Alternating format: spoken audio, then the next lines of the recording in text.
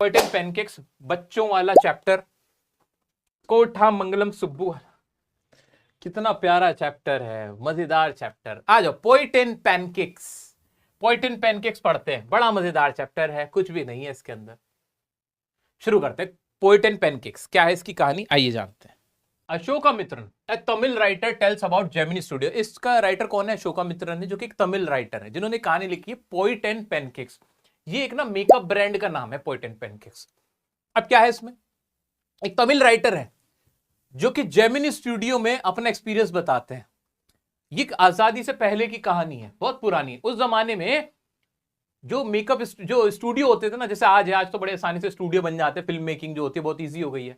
अब तो ऐसे मोबाइल निकालते और फिल्म बन जाती है। उस जमाने में स्टूडियो कम हुआ करते थे, फिल्म मेकिंग आसान नहीं थी, बहुत कम स्टूडियोज थे। लेकिन एक साउथ इंडियन, जो कि तमिल, क्या कहते हैं, साउथ इंडिया के अंदर एक स्टूडियो था जहां पे फिल्म बनती थी, फिल्म शूट होती थी। ये उसके बारे में बताते हैं। आजादी से पहले की बात है ये, जब हमारा देश आजाद भी नहीं होता तब की बात है ये, बहुत पुराने जमाने की बात है। जो जेमिनी स्टूडियो था, जिसका नाम जेमिनी स्टूडियो था, वहां काम करते थे अशोकामित्रन। वो क्या बताते हैं वहां के बारे में, where his work was to cut out newspaper clippings and store them in files. जो अशोकामित्रन थे, उनका वहां काम क्या था कि न्यूज़पेपर से ऐसे क्लिपिंग काटते थे और उसको अखबार में, फाइल में लगाते थे, अखबार से। ही performed N insignificant work but he was the most well informed member. वो एक बहुत ही इनसिग्निफिकेंट काम करते थे अशोकामित्रन। उनका कोई जॉब इतना मुश्किल नहीं था, इतना इंपॉर्टेंट नहीं था, बट बहुत क्या था, लेकिन उनको वहां के हर चीज के बारे में पता रहता था। He is always well informed. The makeup room of Gemini studio was like a hair cutting salon with half a dozen large mirrors and incandescent lights. जो मेकअप रूम है ना, वो जेमिनी स्टूडियो का बिल्कुल हेयर सलून जैसे होते हैं ना, जहां बाल कटते हैं, वैसा था, जहां पे बहुत सारे शीशे लगे थे, बड़े बड़े शीशे थे, और बहुत सारी चमकदार लाइटें थी वहां पे। अब अब थोड़ा सा जेमिनी स्टूडियो के बारे में पकड़ते हैं। क्या है जेमिनी स्टूडियो? जेमिनी स्टूडियो के मालिक जो थे वो वासन थे, अरे क्या हो गया, मान ही नहीं रहा। ठीक है, तो मेकअप रूम को उन्होंने, जो अशोकामित्रन कैसा मानते थे, कहते थे कि यार बहुत ही खतरनाक जगह थी, जहां पे बहुत सारे शीशे थे, बहुत सारी लाइटें होती थी। The actor and actress had to bear too many lights on their faces in makeup room. जो एक्टर एक्ट्रेस थे, उन्हें बहुत सारी लाइट्स का सामना करना पड़ता था, ट्यूबलाइट, जैसे मेरे को करना पड़ता है। मैं यहाँ खड़ा रहता हूँ, लाइटिंग कम हो जाएगी ना, तो मैं सही से नजर नहीं आऊंगा। तो एवरी टाइम मेरे यहाँ भी लाइट है, यहाँ भी लाइट है, यहाँ भी लाइट है, यहाँ भी लाइट है, यहाँ भी लाइट है, यहाँ भी लाइट है, पूरी लाइट्स में मुझे रहना पड़ता है। और जिस लाइट की वजह से ना एक टॉर्चर हो जाता है, 3 घंटे 4 घंटे लाइट्स में खड़े होके आप शूट कर रहे होते हो ना, तो उससे आपकी बॉडी पे बहुत बुरा असर पड़ता है, बहुत बुरा असर पड़ता है। ऐसे वहां के जो एक्टर एक्ट्रेसेस थे, उनको जितनी सारी लाइट को बियर करना पड़ता था। According to him, heaps of makeup was used to turn into ugly looking creatures. वो कहते थे कि इतना ढेर सारा मेकअप करते हैं ये लोग एक्टर एक्ट्रेस को अगली बनाने के लिए। ये ना थोड़ा ह्यूमरस, यहां पे इन्होंने क्या किया है, इन्होंने यहां पे एक सरकाज़म यूज किया है। कहना तो ये चाहिए था कि मेकअप करने के बाद इंसान ब्यूटीफुल होता है, ब्यूटीफुल होता है, but here he is being sarcastic. वो सरकाज़म यूज कर रहे हैं, sarcastic way, he is saying in a sarcastic way, Ashokamitran in a sarcastic way saying that actor and actress had to wear heaps of makeup to look ugly. There was an office boy. वहीं पर ना एक office boy भी था, office boy जो इधर उधर के काम करते छोटे मोटे, जिसका काम क्या था, जिसका काम क्या था, was to slap paint on to the faces of players at the time of crowd shooting. जिसका काम था जो क्राउड शूटिंग के टाइम पे पेंट को स्लैप करने का, मतलब पेंट फेंकने का। He was a poet and joined in the hope of becoming an actor, screenwriter, director or a lyricist.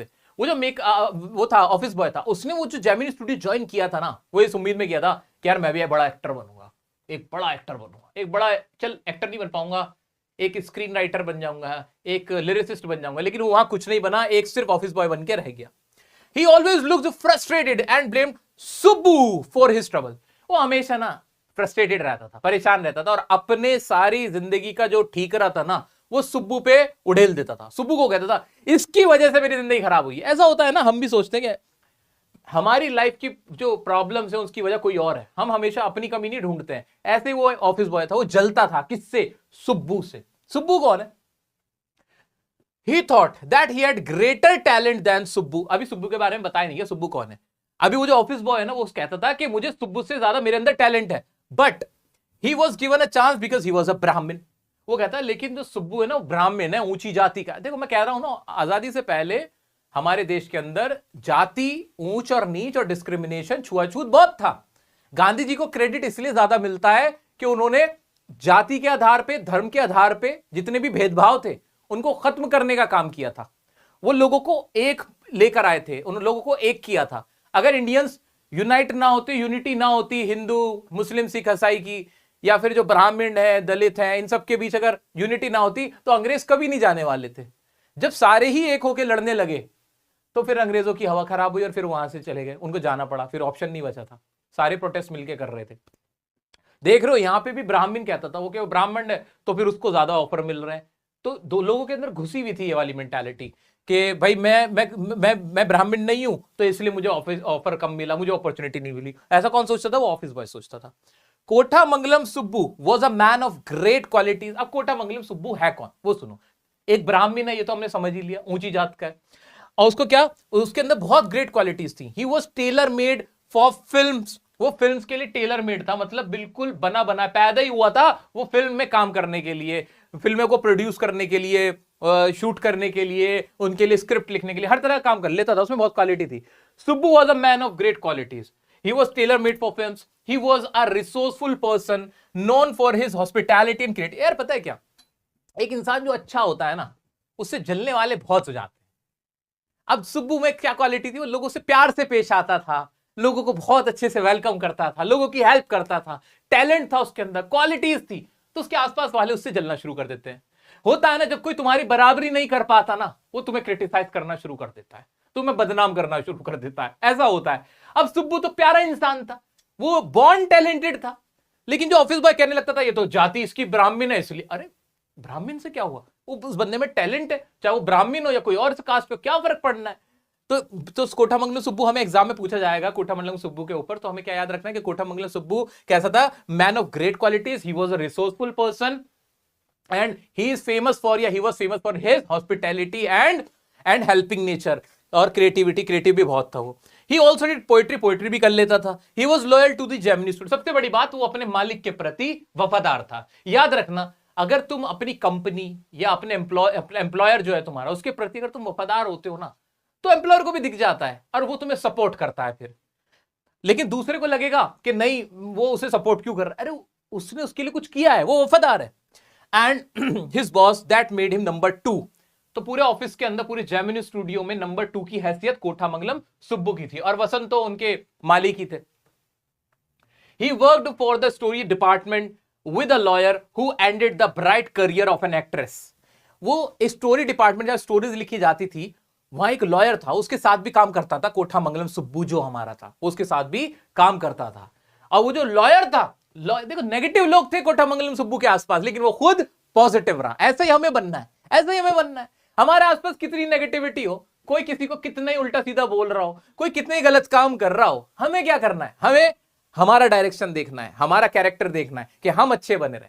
तो कोठामंगलम सुब्बू ना एक लॉयर के साथ काम करता था। उस लॉयर ने क्या गलत हरकत करी? उसने एक एक्ट्रेस का करियर तबाह करवा दिया। कैसे? By recording her while she was abusing, while recording her voice when she was getting angry at the producer। वो प्रोड्यूसर पे ऐसे, उस जमाने का इसने वो किया था, क्या बोलते हैं उसको, स्टिंग ऑपरेशन कर दिया था, ऐसे रिकॉर्ड कर लिया था। मोबाइल तो होते नहीं थे, तो उसने उसकी आवाज रिकॉर्ड कर ली थी। वो प्रोड्यूसर को गुस्से में कुछ कुछ बोल रही थी और बाद में उसको सुना दी प्रोड्यूसर को, उस लड़की का करियर ही खत्म करा दिया। Later he also lost his job when the boss close the story department. But वो होता है ना, दूसरों के लिए गड्ढा खोदने वालों, तुम भी उसमें गिर के ही मरोगे। तुम दूसरे का बुरा चाहते हो, तुम सोचते थे कि हम इसे गिरा देंगे, हैं, इसका नुकसान कर देंगे।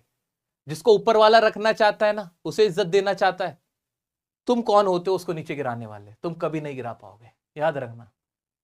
ऐसा ही उस लॉयर के साथ होता है। गड्ढा खोदने निकला था, उस एक्ट्रेस का करियर तबाह करा दिया था। क्या हुआ? कुछ दिनों में स्टोरी डिपार्टमेंट बंद हो गया and he lost his job, उसकी भी जॉब चली गई। जेमिनी स्टूडियोज होस्ट, अब ये आगे की कहानी, ये बात का एपिसोड है। और क्या था वहां पे? Gemini studios hosted a group of international performer called Rearmament Army। अब वहां पे उन्होंने ना परफॉर्मर थे, रियरमेंट आर्मी के नाम के एक ग्रुप था इंटरनेशनल परफॉर्मर का, वो वहां पे आए थे, उन्होंने परफॉर्म किया था जेमिनी स्टूडियो में.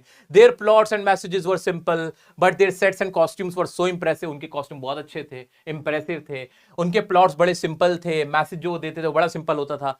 जो भी वो अपने जो प्लेज थे जो मैसेज देना चाहते थे दुनिया को. The scene of sunrise and sunset of Jotham valley were used in Tamil plays for many years. जो सनसेट के जो और सनराइज के जो सीन्स शूट होते थे वो तमिल प्लेज में बाद में भी कई सालों तक वैसे ही शूट हुए जैसे उन लोगों ने किए थे.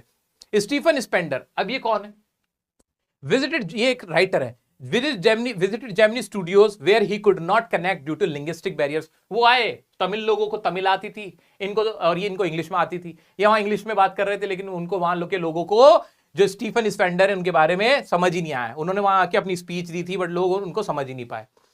No one could identify him, कोई उन्हें समझ भी नहीं सका कि वो कितने बड़े राइटर हैं. After few years Ashoka Mitran saw his name in a book the encounter. कुछ साल बाद जो हमारा राइटर है ना अशोका मित्रन, वो एक कंपटीशन के अंदर, एक क्विज के अंदर पार्टिसिपेट करना चाहता था. एक मैगजीन थी, तब उसने देखा कि अरे ये तो बहुत बड़े राइटर है, मैगजीन तो किसकी लिखी हुई है, ये बुक किसकी लिखी हुई है, द इनकाउंटर, ये किसकी है? ये स्टीफन स्पेंडर है जो हमारे ऑफिस में आए थे यार, हमारे स्टूडियो में आए थे.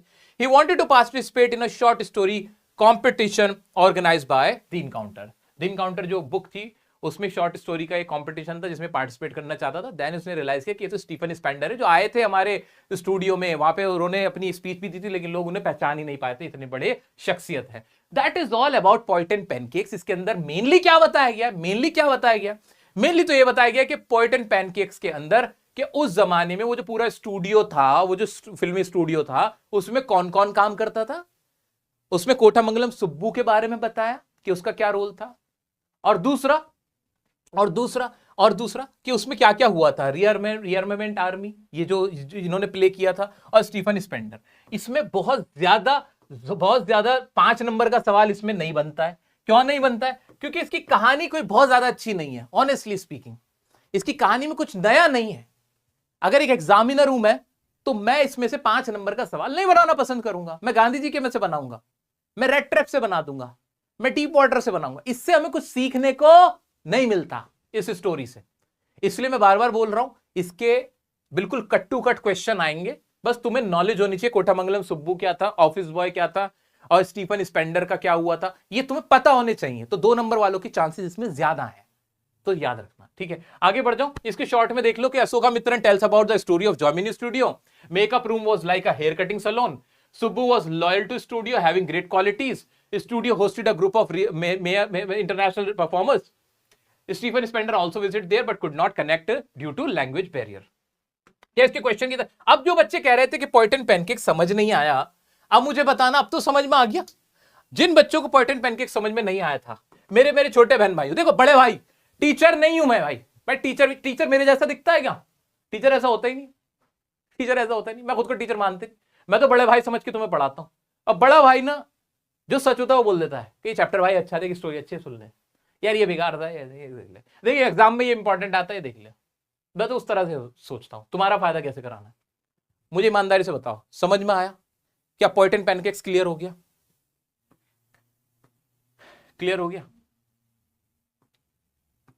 आ जाओ. कहां गया अजी, कहां गए? ये रहा अशोका मित्र. कैरेक्टर स्केच देख लेना सुब्बू का कैरेक्टर स्केच तो तुम्हें यूं ही याद हो गया. लॉयल था, ग्रेट क्वालिटीज थी, रिसोर्सफुल पर्सन था, और ए पोइट भी था, और स्टोरी राइटर डिपार्टमेंट के साथ भी काम करता था. नंबर 2 था, क्रिएटिव था, हॉस्पिटैलिटी थी. ये सारी चीजें तो तुम्हें याद ही है यार. आ जाओ. एक्सट्रैक्ट बेस्ड क्वेश्चन है, मजे में कर लोगे यार, मजे में कर लोगे. अब तो तुम एक्सपर्ट हो गए हो.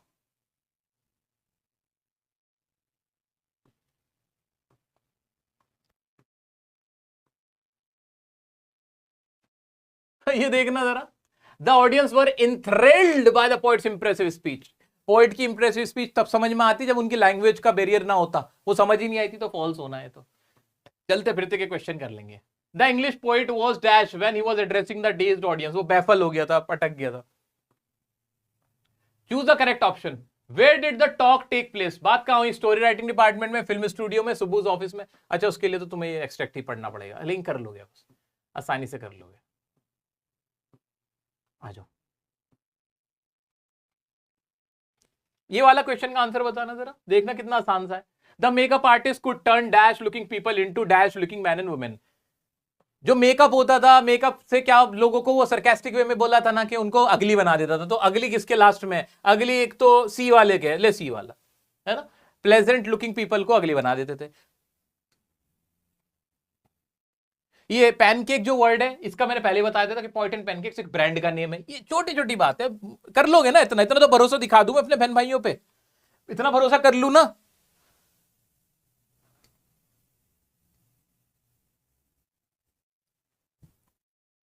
ये देख लो एक बार, what does the God That Failed refer to? God That Failed refer to क्या है?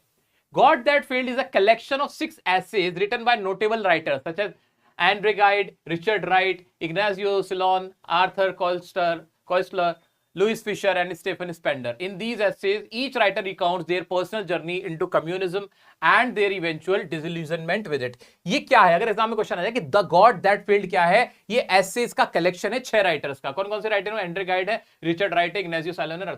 अगर इस तरह का एग्जाम में क्वेश्चन आए, चॉइस में क्वेश्चन आते हैं, इसको छोड़ देना, क्योंकि इसको रट्टा मारते मारते इनके नाम याद करते करते तुम्हें बहुत टाइम लगेगा, ठीक है?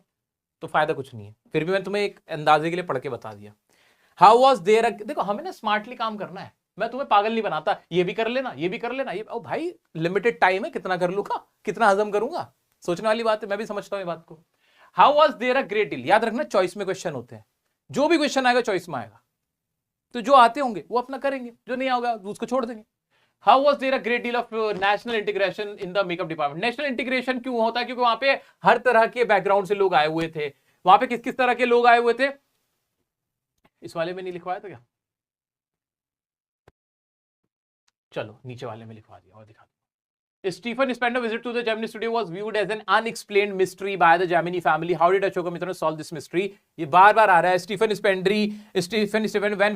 Stephen Spender visited Gemini studio, the crowd could not connect due to a linguistic barrier. Linguistic barrier की वजह से crowd उनसे connect नहीं कर सका। Later, when the narrator या Ashoka Mitran wanted to participate in a competition, in a short writing competition going to be happened, going to be conducted by a book, The Encounter, he came to know that Stephen Spender was the writer of that book. What were the positive qualities of Subbu that the writer admired? Positive quality क्या थी? अब तो तुम कर डालो यार। What caused the lack of communication between the Englishman and the people of Gemini studio? भाई linguistic barrier है, बार बार ये सवाल पूछता है। How was the makeup group in the Gemini studio? Fine example of national integration. National integration क्योंकि वहां से different background, because in Gemini studio people from different background and region working together, एक साथ different culture background के करते थे। बंगाली, महाराष्ट्रियन थे और आंध्रा के थे, मद्रास के थे। सारे लिखने की जरूरत नहीं, 3-4 लिख देना, काम चल जाएगा। What remarkable activity took place in the makeup room of Gemini studio? वो turned pleasant people into ugly people, ugly people बना देते थे मेकअप स्टूडियो वालों के अंदर। Why was Kothamangalam Subbu number 2? Number 2 क्यों समझा जाता था कोटामंगलम सुब्बू को? तुम्हें पता ही है, because he was very loyal to Gemini studio. वो जेमिनी स्टूडियो के प्रति बहुत लॉयल था, उसके अंदर रिसोफुल पर्सन था, हॉस्पिटैलिटी थी। अब इसमें से सर क्वेश्चन क्या आएगा? इसमें से ना बार बार जो क्वेश्चन जो मुझे लगता है जो पूछा जाता है, जिसमें बनता है ना, एक तो स्टीफन स्पेंडर, इसमें फंसना मत यार, एक मिनट ये देख लेना कि स्टीफन स्पेंडर कौन थे, कौन थे, क्राउड कनेक्ट क्यों नहीं कर पाया था, ये वाले लाइन बाद में लेटर कैसे पता चला? ये ना गंदा सा क्वेश्चन है, एक गंदा सा क्वेश्चन है, इसको याद कर लेना, इसकी लाइन याद कर लेना, है ना। पूरा बताऊं क्या बोल के कि क्या आंसर होना चाहिए? चलो स्टीफन स्पेंडर इतनी बार तो बता ही दिया, अब तो क्लियर हो जाएगा। ये क्वेश्चन बताए कोटामंगलम सुब्बू, यार कोटामंगलम सुब्बू की क्वालिटीज ये बता देना। नंबर 2 क्यों था, क्वालिटीज क्या थी, ये बना इसका गंदा सा एक क्वेश्चन, बड़ा आसान सा क्वेश्चन है यार। एक मेकअप डिपार्टमेंट के पीछे पड़ा हुआ है भाई मेकअप डिपार्टमेंट में क्या था, वहां के लोग कौन से थे, वहां इंटीग्रिटी क्यों थी, क्यों कहा जाता है कि वहां पे डाइवर्सिटी बहुत थी, और दूसरा वो वहां पे अगली पीपल क्यों बना देते थे एक्टर एक्ट्रेस को, वो कैसा दिखता था मेकअप डिपार्टमेंट। तो मेकअप डिपार्टमेंट से रिलेटेड 2-3 लाइन है, मैंने लिखवा रखी, हो जाएगा। यहां आपका चैप्टर ये वाला होता है खत्म, ये वाला